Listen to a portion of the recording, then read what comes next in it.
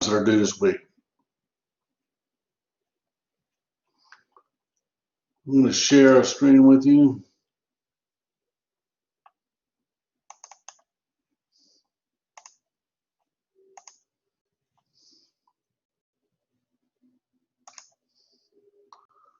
Everybody see the screen? I've got it in student view for this class. If you can't see it, just wave your hand or let me know. For this week, if we go back to the assignment guide, in the assignment guide from 907 to 913, we have test 1, the thesis and outline. I want to start with the thesis and outline.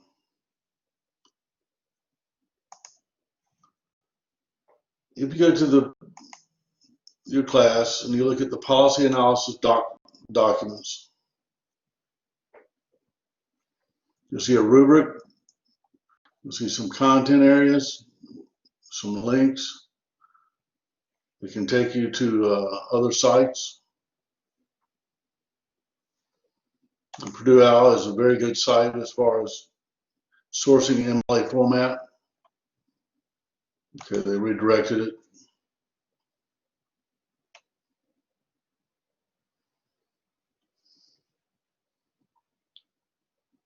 You can look at all the tools that they have available to you for works cited, formatting and style, general formatting and style guide, overview and workshop, style introduction, etc. And if you're doing some APA papers, they've also got source information for that as well. You also have some Chicago style stuff, a little different. With these type of sources, there should be no excuse for not having a paper that's properly formatted. Even the formatting of the thesis and outline. Go back to this page.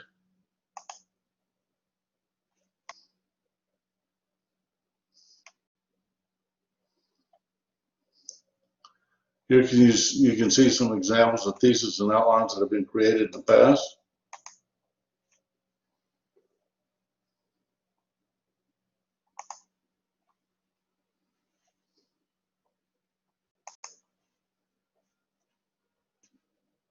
Should have seen it opening up in Word. Here it is. This is a paper that was written by a student dealing with Planned Parenthood. And what they were looking at was the policy of funding, of prohibiting the funding of abortions through Planned Parenthood. So everything they've got here shows me the direction they're going. They did a very good job of detailing everything. My only concern with this paper was, is it going to be too long?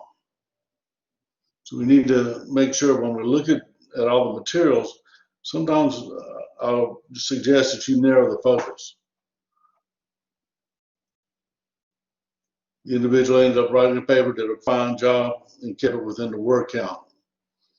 Because one thing that you have to be careful of when you're writing this paper, it's not a history paper. It's not a pamphlet for a given agency or policy or procedure. You can have a brief history, but move on. Deal with the policy and how it's going to affect A and B or both. So they were looking at the funding for Planned Parenthood. It doesn't matter whether I agree or disagree with their ideology or the direction the paper's going, as long as they support it with positive data. We know what positive data is because we can go back to chapters 1 and 2. Here's some other assistance here. In the rubric, I've even got some links in here to assist you. It should be opening up.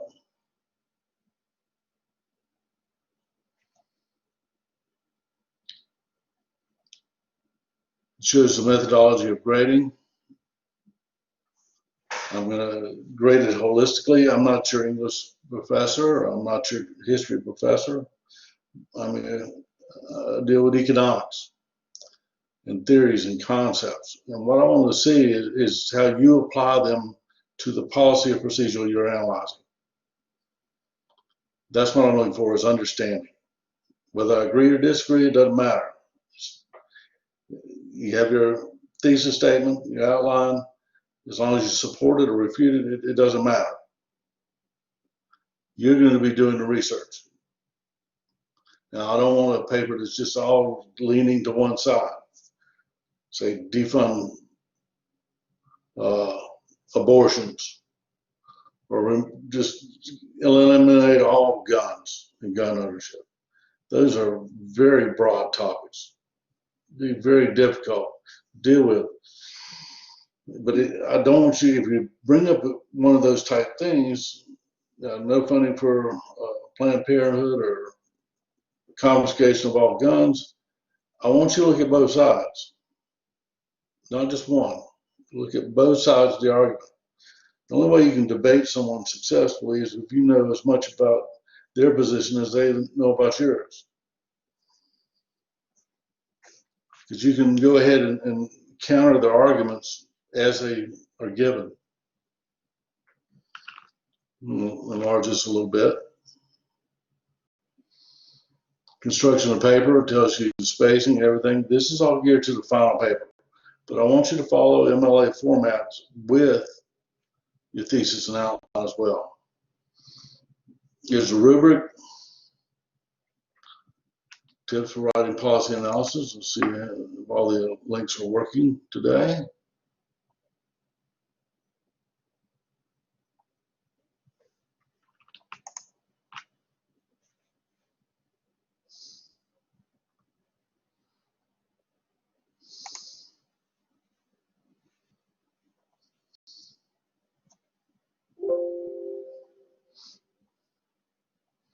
Okay, that's what I'm going to have to delete.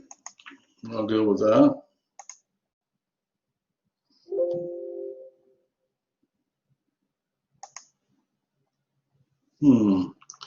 These will be working by the end of the day.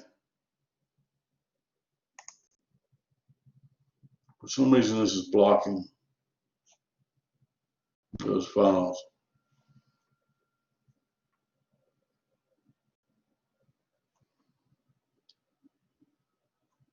Talk about the research here, methodologies, a policy paper.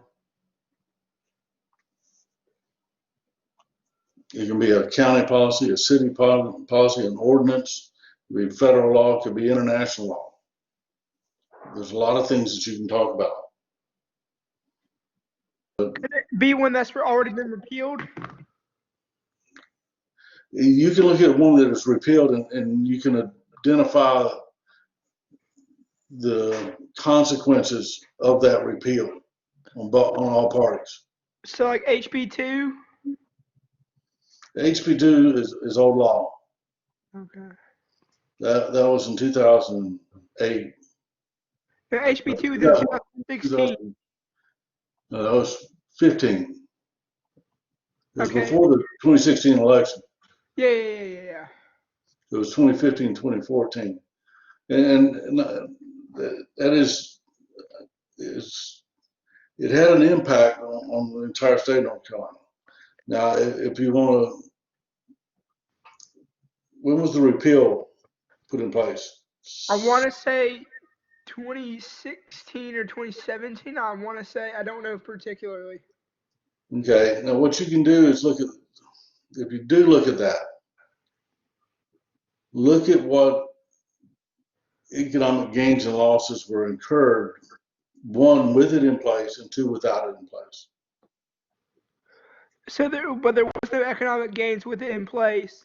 So there'd just be, so the paragraph I just talked about the economic losses with it. Well, you can look at the economic losses that occurred due to the implementation of House Bill 2. Mm-hmm. And then you can look at the economic losses or gains from the repeal. Okay. Because you're not looking at the implementation. the before the implementation, you look at while it was implemented, what was lost, and then what was gained or lost after its repeal. Okay. Okay, does that make sense? Yes, sir. Thank you.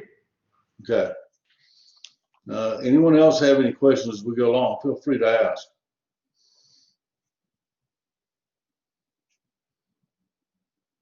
Okay. Closing this. If you're having a hard time finding anything, I just picked 3 sites. There's MSNBC. I mean, there's tons of things available. I don't know why this isn't pulling up properly. It should. Let me stop this and refresh it. Because all it's showing me is the headers. But you can look at each one of these titles, and there was some policy or procedure that was involved. You can look at the 2 politicians. You can look at Trump and Pence, and you can look at Biden and Harris. You can look at some of the positions they have taken, or not taken, or both.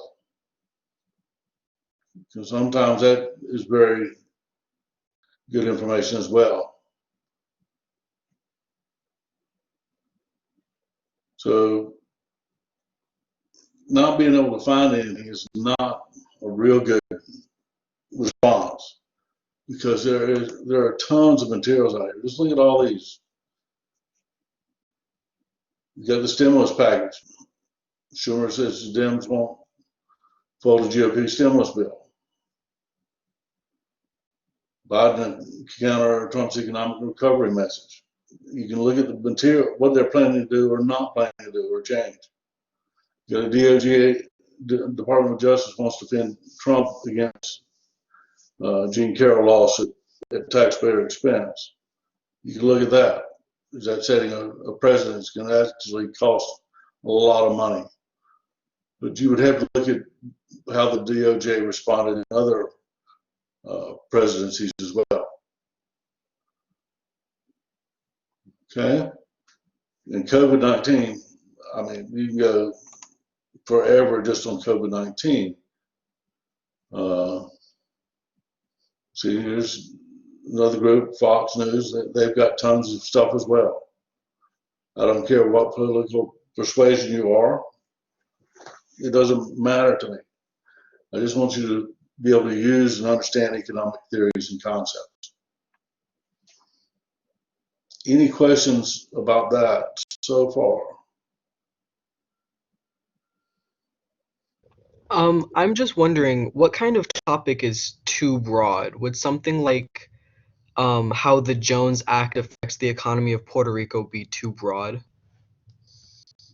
You may, I'm not as familiar with the Jones policy. Have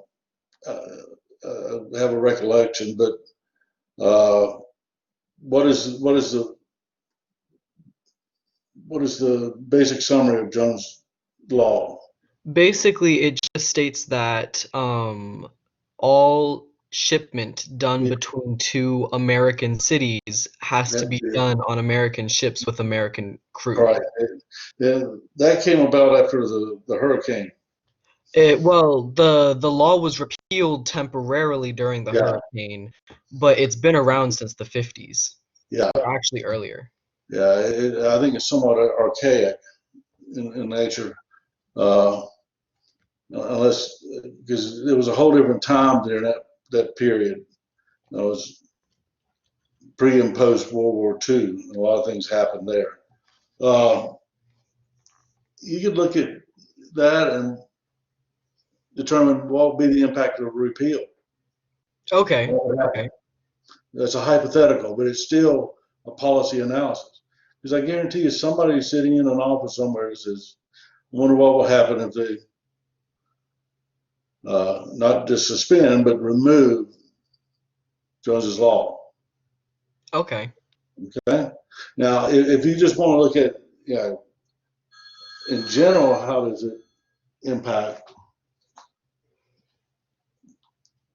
that's kind of broad. If you want to know how does Jones Act in Puerto Rico affect the United States, that's going to be tough too. So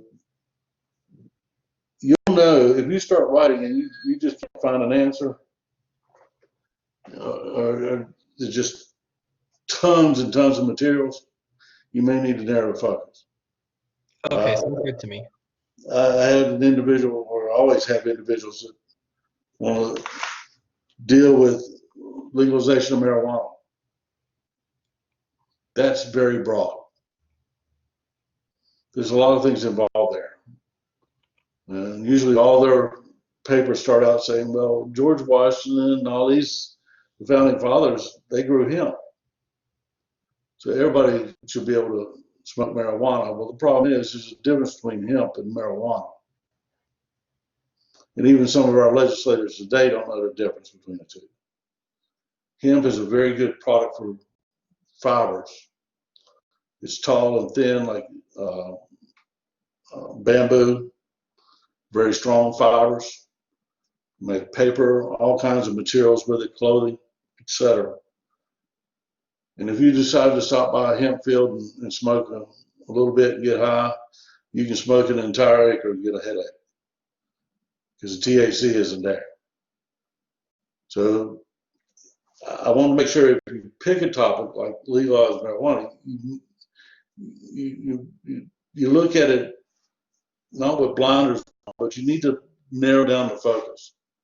Like, the separation of hemp and marijuana. What impact is, if we legalize hemp growing with no restrictions in North Carolina, what would happen to the farmers? Would that be another good cash crop? Don't know. That's something that can be looked at. If you're looking at marijuana or THC component, you can look at impacts on productivity, claims for unemployment, claims for disabilities, and look and see what the impacts are there. Just a general paper is not enough. Last semester I had, I think, 5 papers on defunding law enforcement, but it was just general. Out of the 5, I had 3 papers, 1 excellent paper, and 1 just very good paper. And the way they got to those points, the excellent and very good, was they narrowed the focus. They looked at a given city like Charlotte or Portland or LA or DC or New York. They try to just narrow the focus. And usually by doing that, you can create a better document because you can actually start it and finish it in the word count restrictions. Let's see. Now, as far as submitting this document, the thesis and outline, I haven't looked yet to see how many people took the test. This test 1 is open. If we go to the collaboration window, it also is a discussion board. And this is the thesis and outline review. So far, I haven't got anything here. I want you to go to your weekly assignments. We go to week 5. Thesis and outline submission. Just click on it. Click on it again. Should take us to mine tab.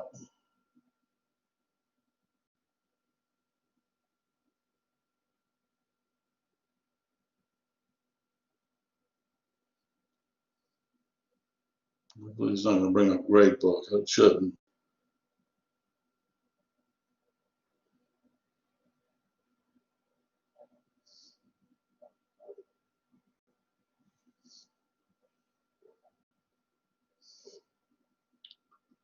Okay, it's slow today for whatever reason.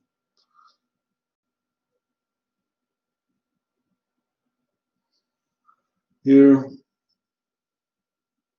questions, progress. So, Just so where start, we, I'm done, grade down. okay, so when we click I'm done grade now, we can attach the assignment there. Nope. All this is going to do is submit for grading. What I do is I read and critique in the discussion board. In that discussion forum that we looked at coming from Collaborate. Yes, yes. So here we're not actually submitting anything. We're just saying I submitted it in the discussion board. Yeah.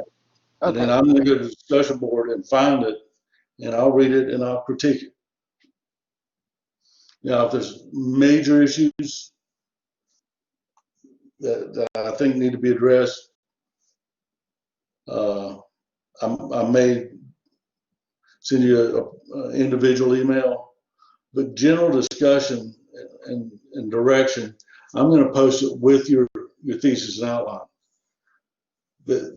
Because I may answer a question for someone else when they start putting theirs together or get ready to submit it. They'll look at some that have been submitted, some of the statements that I've typed, but there won't be nothing personal at all. It'll be, you know, good job, but I think you need to narrow the focus. I may give you some links to some websites to look at to help you narrow the focus, but it's not going to be anything personal as far as, you know, you need to get to third grade math or something like that. I will not do that. Okay. So when you post it into the discussion board, that's when I'm going to go and review it. It is open now. And there's nothing there. As soon as I start seeing things here, I'm going to start grading. But you got to remember, I've got about 100 other students that are doing it as well, because everybody's online.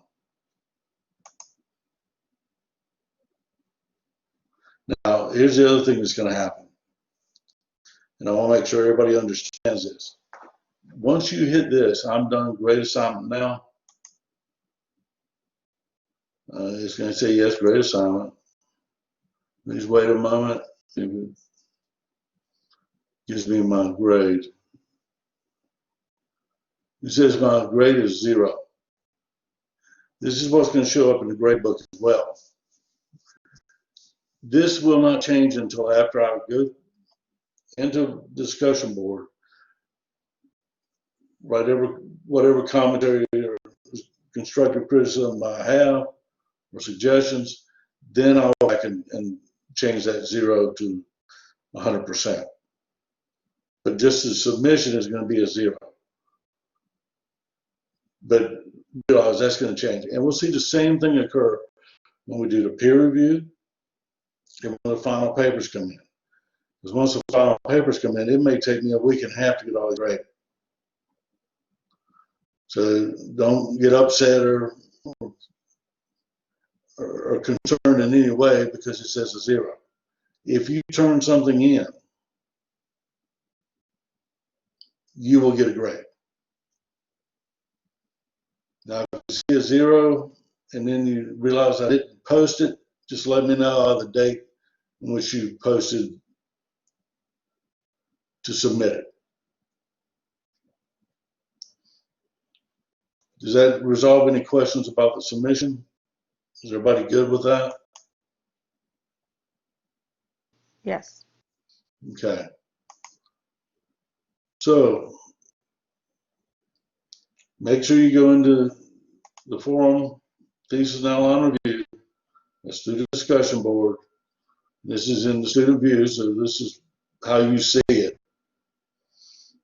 And just remember that it'll be a 0 until I read it and critique it. And I may read or make commentary on 5, 10 at a time. Once I get all 10 of them done, you know, and as many I'm going to do during that time frame, I will go post grades. Okay. Now, if you post it and it may take 2 or 3 days to get the grade there, don't worry, it'll be all right. Now, I've got to go in and figure out what's going on with those links. I will correct those, but there are some links that do work that will take you to the materials you need. You got the policy analysis documents. They're all there for you. If you have a question about where to go as far as the direction you're, put together the thesis and outline in MLA format, and it can be a very general one in nature. I'll get a simple one here.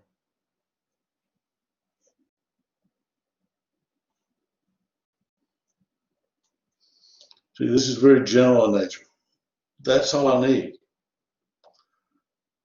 This is animal experimentation. I had someone contact me and wondered, but that could even be, a policy analysis. Well, a business has to decide, are they going to do animal testing or not? And they have to understand that the marketplace is now punishing companies that continue to use animal testing. So are they willing to give up the animal testing on the basis of potential lost sales? They've got to figure that out as a business. That's a company policy. Now, there's federal regulations dealing with animal treatment as far as testing is concerned as well. You could write about that. And maybe there's a revision to the law that has been brought up that could possibly change the market. If you start looking at a topic, make sure you get all the information you need. But this is a very simple one. It's in MLA format. You can see the header. This header only applies on certain, well, this is only on the first page. There should be a header with first name, page number up on the right-hand side. It should start with 1. That's an MLA format. They only had 1 page. That's fine. But you can see where they're going. That's all I need. And if you show me that, and I think maybe it's too broad or too narrow, or maybe you need to narrow the population down you're looking at, say in North Carolina or wherever, I can figure it out from this document, and I can make suggestions. And remember, everything I write, all my commentary, that's all it is, suggestions. I'm not going to force anybody to change their position or, direction of their paper. It's up to you. But a good writer should be able to write minimal amounts and get to the topic, get to the thesis statement and analysis and conclusion. Just because you write a 10-page paper doesn't make it a good paper. And I'm going to punish you because you made me read 10 pages. It should be 3 to 5, okay? Don't give me papers for other classes. You can keep the topic similar, but I don't want a history paper. I don't want a psychology paper. I want an economics paper. So if you're on the borderline what you want to write about now, go ahead and start a thesis and outline in Word. And once you get it started, you can add some supporting ideas and main points and so forth. That's fine. It'll give me direction. This is not the end all. That doesn't mean whatever you write, cover on the thesis and outline is what you have to carry all the way to the final paper. That's not true. You may find things along the way that make you change your position or look at a completely different topic. You may think it's a good idea to look at, algae to gasoline, but if you can't find the materials, it's not a good paper. You should be able to look on the internet, find materials, and if you can't find them, find a new topic, find a new policy to look at. Okay?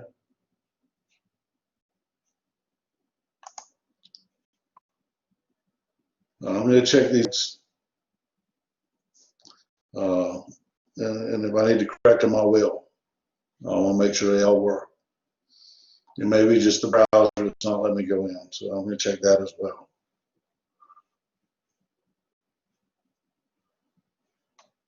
Any questions about the paper, about what your topic is? I kind of hoped that somebody had posted something they could talk about it, but I didn't see anything. Okay. If you go to weekly assignments, well, if you go to Cengage, it's going to show there's nothing. Well, I take it back. Last week it showed nothing was due last week. You should have a lot of assignments that say they're due by this week. Only thing to focus on is on the homework, the gradable type items. If you have a homework assignment that you really bombed, so you got a 5 out of 28, and you want to go back and refine it, because each one is worth about a point, because there's 20 homework assignments and there's 20 points, 20% of the grade is the homework. So getting a 20 instead of 100, you're losing 3/4 of a point on your final grade. So if you've got one that you bombed and you want me to go back and make it available, I can do so. But when I go back, I have to delete your previous attempt. So let's say you got a 5 out of 28. I'm going to delete that attempt where you scored a 5. The computer will not see any attempts on the homework. So it'll just leave you a blank space. Now, if you fail to go back in and take it, it will put a 0 in that place. It's not going to go back to the 5. So make sure if you don't think you have time to deal with it, don't request it. But I'll open anything up. At most, one item. Unless there's a reason that I don't know of that prevented you from doing it. I'll let you redo one. I have very rarely let somebody go back after 2. But just pick the one you think you can get the best benefit from. Okay? Questions on the test. Who is taking the test? Raise your, Jason, have you taken the test? Jason? I have not, no. Ethan? You taking the test? No, I'm planning on taking the test today. Okay. How did you prepare for the test, Ethan? So I had asked if I could go back and redo one of the what do you call it? Chapters that I didn't do so well on to force myself to study that one. But then I've also gone over the other chapters more briefly. The ones that I did better on, I went over them briefly as well. Okay. By going through the chapters 1 through 6, you should know what you don't know. If there was graphs or supply and demand or elasticity that was giving you difficulty, those are the things you may want to focus on.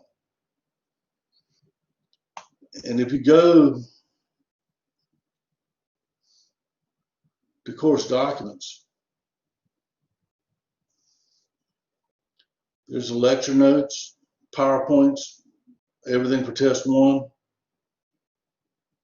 There's test 2, and then there's test 3. Use everything that's available to you. Every time we have a class, I record and I repost it to the announcement page, the link to it. If you had a chapter you had difficulty with and you need to look at it again, go look at it again. At least this time you'll be able to fast forward and get to the material you want to cover. But there's tons of material available to you. You just got to take your time. It's up to you. Now, Mason, have you started preparing for the test yet?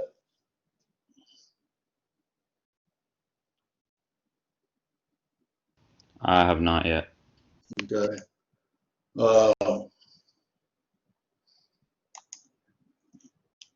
How do you plan to do it? Have you read the chapters or the summaries? Yes, I've read the chapters. Okay.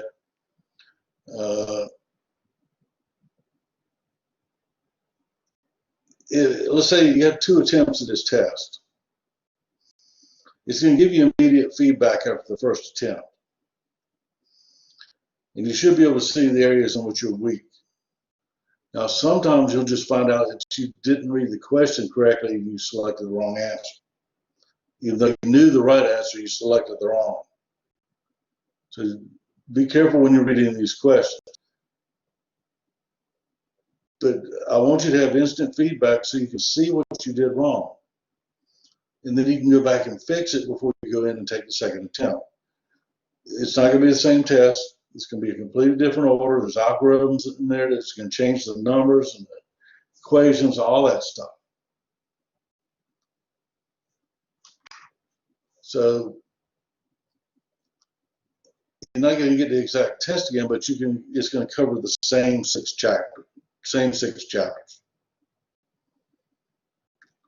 So it doesn't bother me that you get immediate feedback and you find the right answers and the wrong answers. That's part of learning.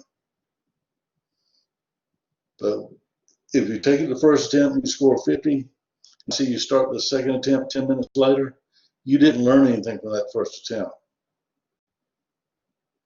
And I don't expect the grade to change plus or minus 5 points either. So if you are going to review the materials, you want to bring that grade up, do something in addition to what you did to start with.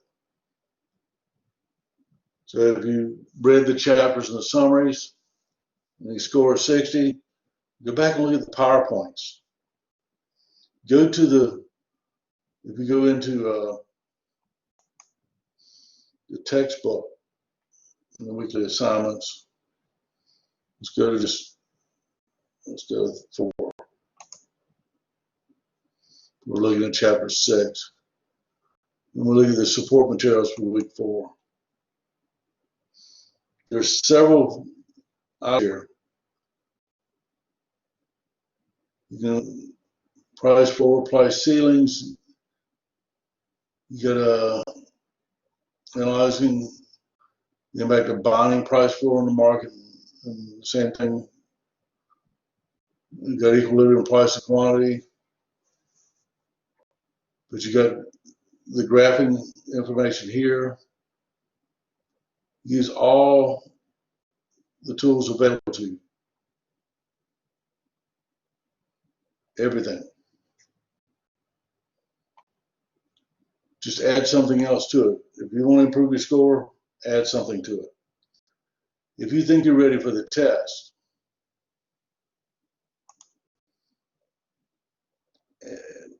and you're just a little uncertain about certain things, go pick up some materials and look at it.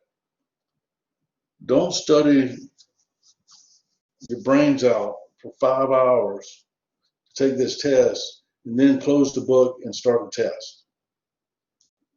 Give your brain time to rest between those 2 items.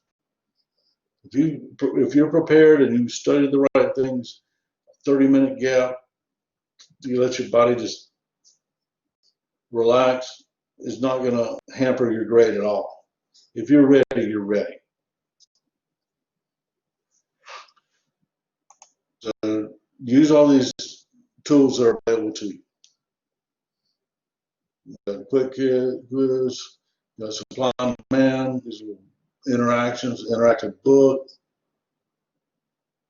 graphic supply and demand, video lessons. These are available to you. They're short. The topics that are covered are clearly listed here. If you have issues with the supply curve shifting, video lessons factors that cause the supply curve to shift. There's launching content. I thought it was launching content.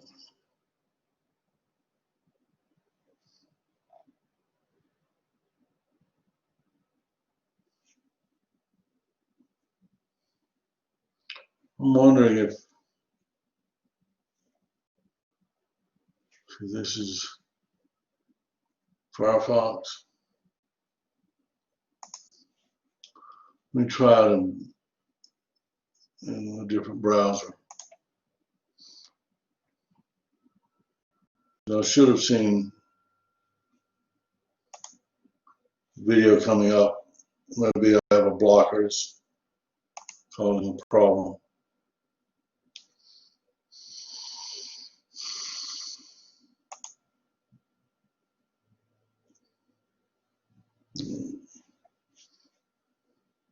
I'm not going to get a student view.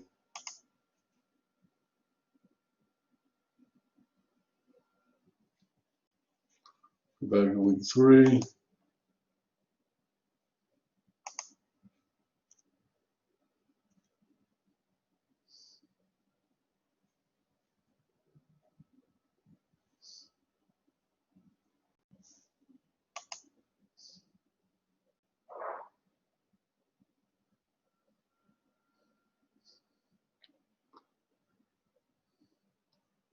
Sometimes when you have issues in one browser, just go to another one.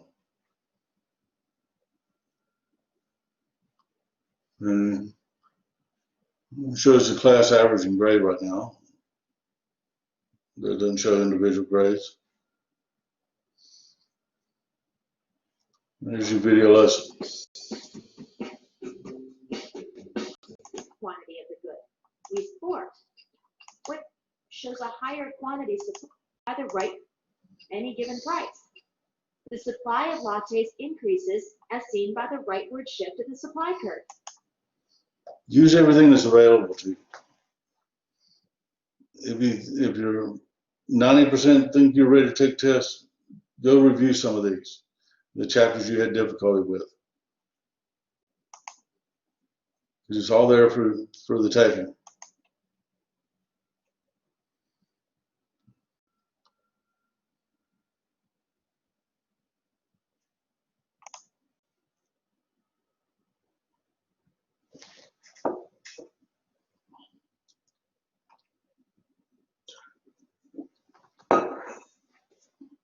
And even with your homework, you should get immediate feedback on that as well. The law of supply. Usually when you think of the term supply, sometimes people think about, geez, what the next is? Our sellers spend less resources on, say, Any question about any of the materials that are available to you? Or is there something you want or you think that should be available that's not available?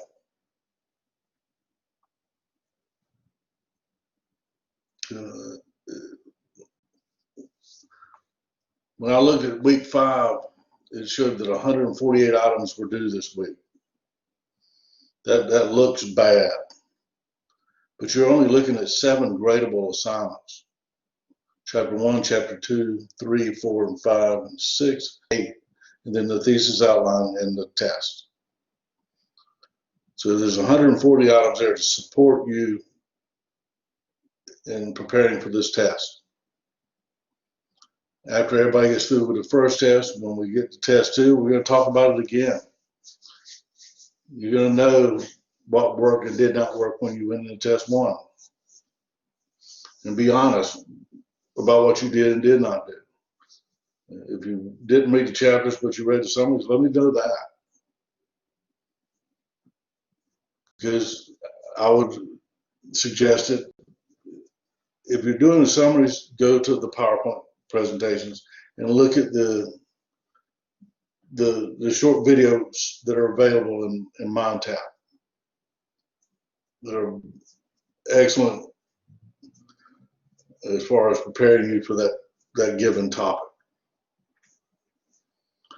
Any questions about the test or the paper I have not covered? So you said we get 2 attempts on the test, right? Yes. If we happen to do really well on the first attempt, do we have to do the second attempt? No. It's still going to take the highest score. Okay, that was going to be my follow-up question was if we take it twice and then we do worse on the second attempt. It's not going to accept it. It'll take the first one. Okay. Take the higher of the two. But if you score a 96 or a 98, I don't know if going back and doing it all again is going to be, the cost benefit analysis is there. Now, if you've got a 50 or a 60 or a 70 or even an 80 that you expected an A with, go back to the materials, prepare for it again, and retake it. But that's all up to you.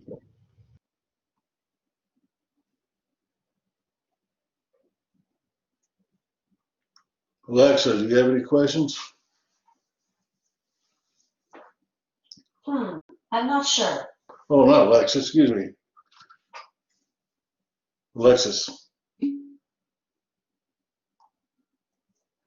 No questions? Ariel?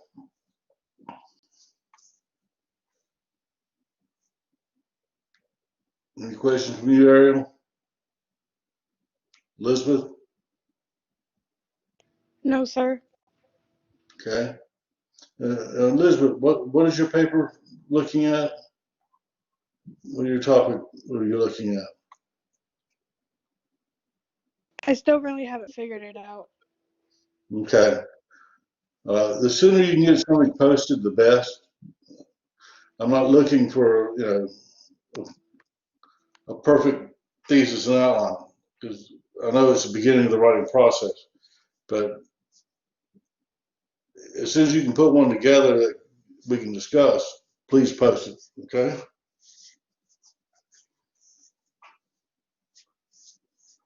Joshua.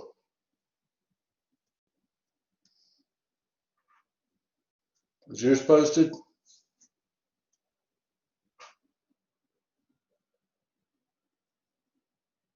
No, Joshua. Okay. Well,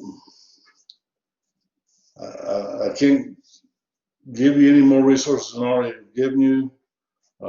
If you need tutorial support, and you think that once you take the test, you think that could help you to improve your scores, let me know. I'll sign off on it. I have no problem with that.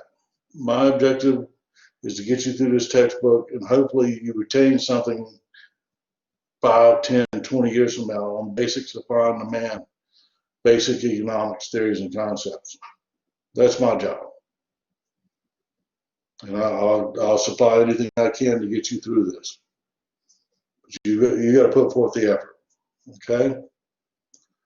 If you don't have any questions, you may leave, work on your thesis and outline, work on preparing for the test, because it's already open.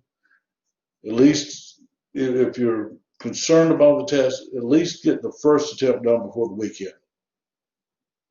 That way, if you need to go back and study, you've got time to do it. Okay? But if you don't have any questions, you may leave. If you got questions, stick around. If there are questions that you want answered outside of this forum, just send me a message and I'll do whatever we have to do. Okay? Are the 2 attempts to the test, are they supposed to be done before the due date? Well, the due date is the 13th at 11:59 p.m. 29. You don't have to take it twice. I found the people that prepare the most are successful with the first attempt. So I'd like for you to at least to take one attempt before the weekend. That way, if you need to go back and look at something, you can do it, and you won't feel rushed. Does that answer your question, William? So I have a question. Yes. So did you say you'll open up to one of the sin gauges for us again? So we get to choose one, or will you open up? I'll allow you to redo one, but I have to close it for you to do it. Okay. Because like I thought you opened them all back because I went up last night and was trying to do them. And it was like none of them would open up, and then I realized you said you had to open them up. Okay. Yeah, I have to delete your previous attempt. Okay. Okay. Yes, sir. So is there one you want to redo? Yes, sir. I'll just email it to you. Just tell me now. I don't know which one I want you to. Let me look. Okay. I'm going to stop sharing. Let me pull it up. I'm going to go to my grade book. Hopefully nobody's looking at that right now.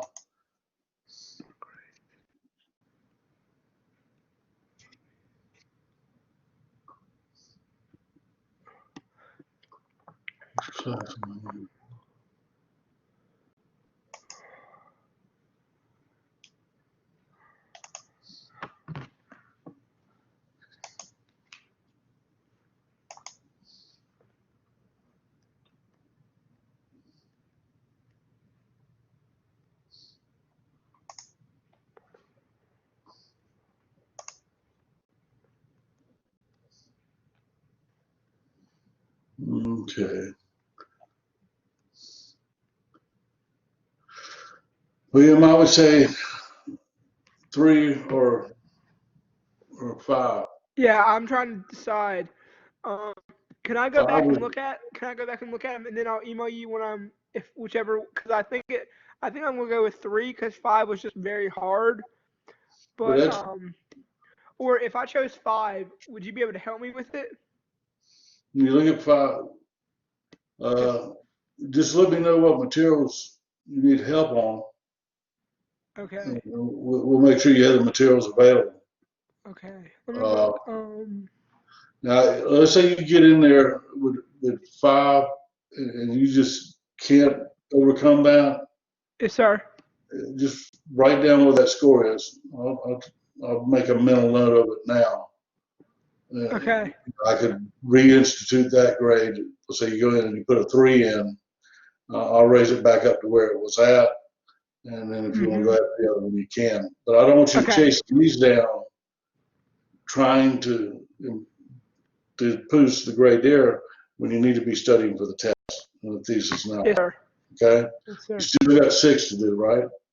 Yeah. Oh, yes, sir. I didn't even know. I forgot about 6. I have to do 6 as well. I'll do 6. Okay. Do 6 and then send me an email which one you want me to reopen. Yes, sir. Thank you. All right. Have a great day. Spencer, Mason, Joshua. Ami? Yes, sir. So when is the outlines due this week, correct? It's due by 11:59 on Sunday night. All right, and the test is due also at that time? At the same time, yes. Okay, and so the outline, we just write the thesis and then basically how the whole essay is going to be structured? I want you to go through the normal process of a thesis outline. You state your thesis, your main ideas, your supporting evidence, and just, it doesn't have to be extremely detailed like some of the ones we saw in the examples, but I do want to have the ability to determine where you're going. And for the policies, we could do, I don't know, I was thinking something along the lines of like Corona and like businesses being shut down. So maybe I could do I'd look at a single industry. a single industry. So if I want to Yeah, do like gyms being closed, how that affect? gyms. Yeah, you can do gyms. You can look at maybe compare a state where they don't have the restrictions on the gyms versus a state that does, and see if there's a change in the incidence of contagion. All right. But you're also going to look at the money lost and understanding that if going to the gym, I pay $100 a month. Say $90 is going to go to day-to-day operations and salaries and so forth. 10% will be the profit to the business owner. That money keeps cycling. That dollar bill doesn't stop once it enters the gym. That money may cycle through the economy 4, 5, 10 times. And every time it does, that little percentage is coming off. So it would say you have salaries that you paid $10,000 a month in salaries as a business. Those individuals are going to go to the grocery store, they're going to buy new cars, they're going to build houses, they're going to consume. So you just can't look at the hit, just dollar signs within the business. You got to look at what the economic impact is going to be, say in North Carolina, or Raleigh gyms, or Chapel Hill gym, wherever you're looking at, and determine the economic impact of keeping those businesses closed. That makes sense? So a part of it should also be the flow of the dollar. And well, what everything, some of the things we're going to look at are going to be raw data is going to be available. We can crunch numbers and quantitative theories and concepts. Other things, it's just satisfaction. It's like with the schools being closed, physically closed, and everybody going online. Look at the impact on single mothers. Yeah. Because now they can't get daycare. The job isn't even open. It's tough. Even on married couples or companions or whatever. If you have them where they've been together every hour, every day since March, that could be a problem. And there's no numbers I could put on that. Maybe I can put suicides on there, divorces or whatever. But a lot of that is not quantifiable. It's just, you see these things occur because of the change in legislation. So, and when I see your thesis now, that'll help me to understand where you're going. Maybe give you some links or some suggestions, or just give you a thumbs up. Say good job. Okay. All right. Thank you for your time. You're very welcome. Mason, Spencer, Ami.